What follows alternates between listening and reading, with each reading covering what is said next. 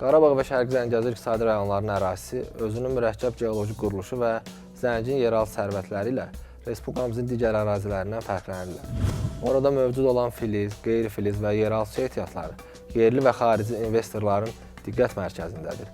Mövcud yataqları təşkil edən faydalı qazıntılar sənayenin müxtəlif sahələrində istifadə oluna bilər. Bura əsasən əlvan metallar, tikinti sahəsi, kimya sənayesi və kənd təsərrüfatında istifadəyə yararlı bəş faydalı qazıntılar, həmçinin yeraltı termal, mineral və şirin su ehtiyatları daxildir. Hal-hazırda böyük qayıdışa dair birinci dövlət proqramı çərçivəsində işğaldan azad edilmiş ərazilərdə həyata keçirilən iri həcmli bərpa və quruculuq işlərində inşaat materiallarına yararlı faydalı qazıntıların istifadəsi ön plana çıxmışdır.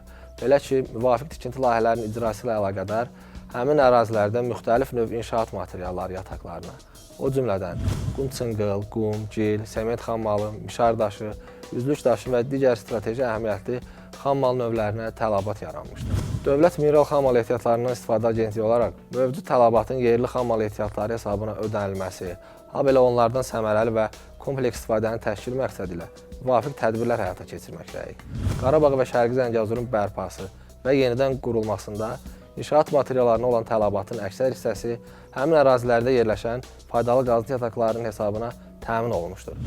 Eyni zamanda mövcud yataqların müasir tələblər və standartlar nəzərə alınmaqla sənayenin bu və digər sahələrində istifadə perspektivləri araşdırılır.